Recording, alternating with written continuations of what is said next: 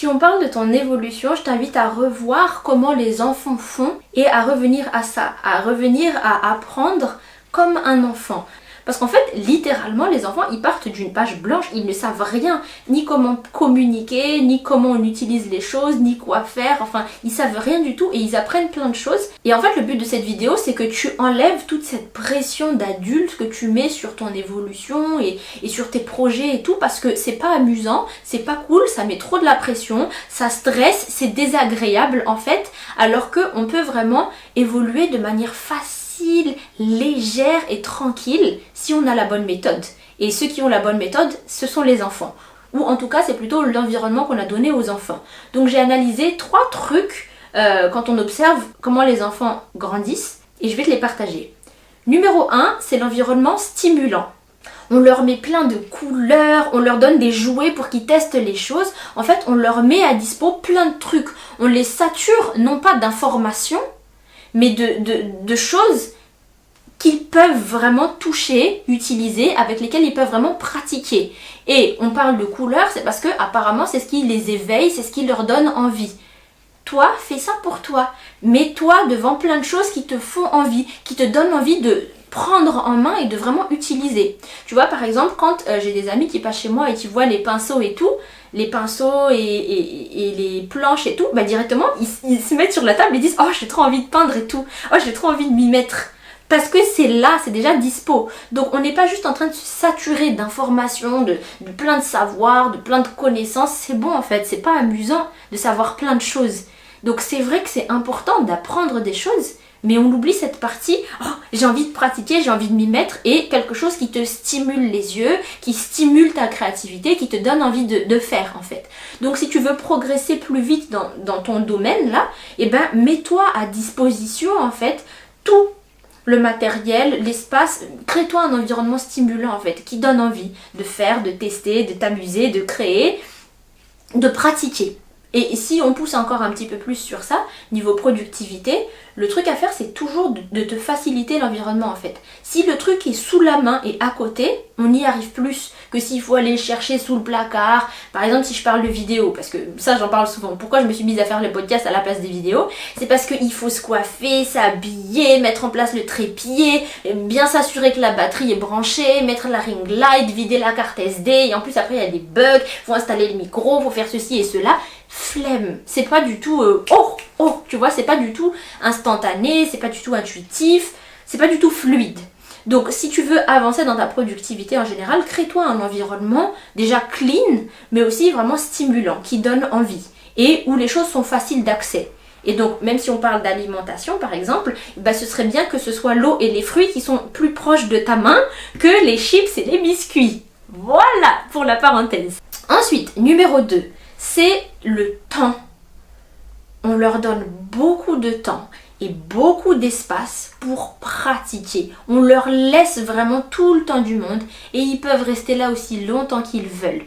Et du coup, on leur donne peut-être 2-3 ans pour apprendre déjà à sortir quelques mots. Juste quelques mots. Alors que toi, tu te donnes 6 mois pour parler chinois couramment. Tu vois le problème. Donc on leur donne beaucoup de temps pour pratiquer, du temps et de l'espace. Et en plus, on leur enlève la pression de réussir. Il faut absolument que tu réussisses, il faut absolument que tu atteignes cette certification, que tu atteignes ce diplôme tout de suite, que tu arrives à ce chapitre-là d'ici la fin. Et c'est pas amusant du tout, c'est pas agréable du tout. Je te donne tout le temps du monde et en plus c'est agréable pour toi, tu vas pratiquer, tu vas prendre plaisir à appliquer et là tu seras arrivé. Mais il n'y a pas de pression de réussite. En fait pour les enfants on leur dit pas il faut que tu arrives à faire ça d'ici tel jour. Non, juste tiens les pinceaux, tiens le ballon, on te dit 3 mots et hop, il a réussi à dire maman au bout d'1 an, bravo, c'est déjà ça, tu vois. Et généralement c'est papa avant maman, mais bref. Donc enlève cette pression, en fait t'as une idée très précise de ce que c'est la réussite à tes yeux. Et ce n'est valide que si tu atteins ce format-là de réussite. Ce n'est valide que si tu as fait exactement comme ça et rien d'autre. Ça vraiment c'est tout pour bloquer la créativité en fait. Et c'est pas étonnant qu'après on en arrive à procrastiner à partir de choses comme ça, parce que ça fait trop de pression clairement c'est trop de pression. Donc donne-toi le temps et l'espace pour pratiquer sans pression. Et ensuite, le dernier, les encouragements. Est-ce que tu as remarqué combien on dit aux enfants « Bravo, c'est bien, continue, bravo, encore, waouh !» Et on fait exprès, on donne du temps et on sait que c'est important pour l'enfant, pour l'encourager, pour qu'il essaye encore, pour qu'il fasse encore. Pourquoi pour les adultes on oublie ça? Pour les adultes maintenant c'est l'humiliation, la pression, ah t'as pas réussi, t'as toujours pas réussi à faire ça, ah mais t'en es où, ah ça n'avance pas, et le déni des petites réussites. Et c'est pas forcément les gens contre toi, c'est toi avec toi-même. Par exemple, c'est oui j'ai réussi à faire ça mais j'arrive toujours pas à faire ça et ça me saoule, j'avance vraiment pas sur ça, ouais c'est vrai que je sais faire ça, mais ça marche pas du tout et tout. On minimise nos petites réussites. Alors qu'avant, le bébé il dit papa, waouh, il dit papa, oh t'as réussi à prendre l'objet, bravo, oh t'as fait un petit dessin qui n'est même pas très beau des fois, bravo, bravo pour l'effort. Pas bravo d'avoir réussi et d'avoir atteint mon objectif qui est bien vu par la société. C'est bravo parce que t'as réussi ça. Et c'est important de le féliciter pour l'encourager à continuer. Donc célèbre tes victoires. Est-ce que j'ai pas déjà dit ça plein de fois? Célèbre tes victoires, même les plus petites. Encourage-toi. Et on arrête de nier même nos plus petites réussites. Oui, c'est vrai que j'ai fait ça et je suis fière de moi. Et c'est une réussite et bravo et c'est trop cool. Encourage-toi toi-même. Enlève toute cette humiliation, toute cette pression et tout ce jugement de toi-même et toute cette minimisation de tes réussites. Vraiment, imagine que tu es en train d'apprendre à nouveau. Imagine que tout ton projet, tout ce que tu es en train d'apprendre là, tu apprends, mais comme un enfant. Tu retournes vraiment à ton stade d'enfant. Et voilà pour mes 3 points, mais pense à d'autres choses qu'on fait pour les enfants, qu'on enlève complètement pour les adultes, et du coup, on a une vie toute grise. Maintenant, redonne-toi ça. Et tu vas voir que ça va être beaucoup plus amusant.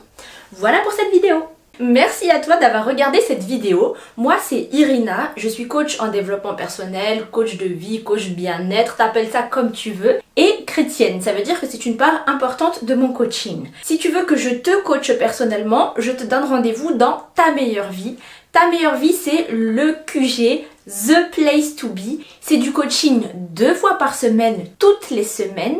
Et on parle de tous les sujets pour une vie épanouie.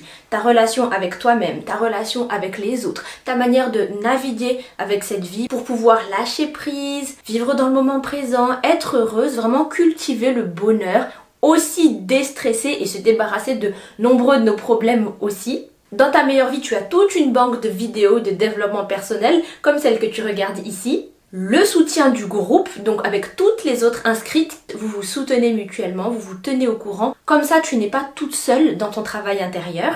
Et bien sûr, le coaching où je te coach en direct 2 fois par semaine. Tu as toutes les infos en dessous dans la description. Je t'invite à cliquer, à regarder ça. Et je te dis à très bientôt!